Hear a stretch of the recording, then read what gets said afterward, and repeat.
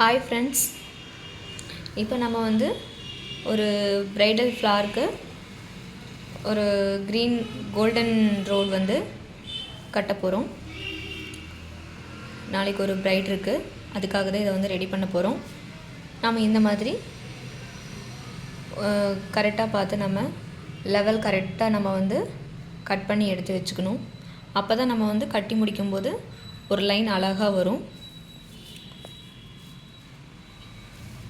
இந்த மாதிரி பார்க்கும்போது கொஞ்சம் பெருசாக இருக்கிற மாதிரி தான் இருக்கும். நாம் வந்து கரெக்டாக வந்து நம்ம கட் பண்ணி எடுத்து வச்சுக்கலாங்க. ஓகேங்களா?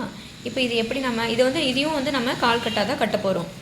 எப்படி கட்ட போகிறோம் அப்படிங்கிறத மட்டும் பார்த்துடலாம் வாங்க.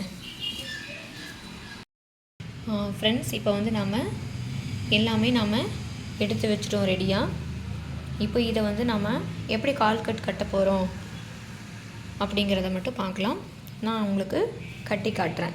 ஓகேங்களா? இதுக்கும் நம்ம வந்து கோல்டன் த்ரெட்டை எடுத்துக்கலாம். இந்த லேஸ் வச்சே நம்ம பண்ணிக்கலாம்.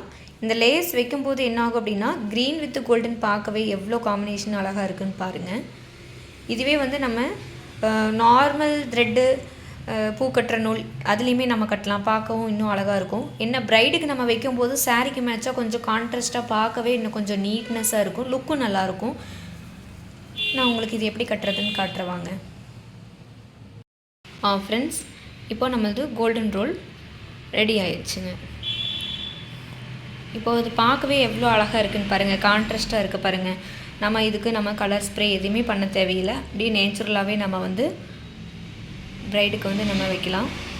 சாரீக்கு மேக்ஸிமம் வந்து பார்த்திங்கன்னா க்ரீனு, கோல்டன் இது எல்லாமே வந்து நேச்சுரலாக கிடைக்கும். ரெட்டு கிடைக்கும், பிங்க்கு கிடைக்கும், எல்லாமே கிடைக்கும். இப்போது இந்த கீழே இருக்கிற அந்த தண்டெல்லாம் ஈவனாக வேணும் அப்படின்னா நம்ம வந்து ஷேப்பாக வந்து நம்ம கட் பண்ணி எடுத்துக்கலாம். சின்னதாக கட் பண்ணிக்கலாம். நம்ம ரொம்ப டீப்பாக கட் பண்ணோம்னா கட் அவிழ்ந்துடும். அதனால் கொஞ்சம் சின்னதாக குட்டி குட்டியாக அந்த காம்பு மட்டும் நம்ம கட் பண்ணி எடுத்துக்கலாம். பார்க்கவே எவ்வளோ அழகாக இருக்குதுன்னு பாருங்கள். பிடிச்சிருந்தால் லைக் பண்ணுங்கள், கமெண்ட் பண்ணுங்கள்.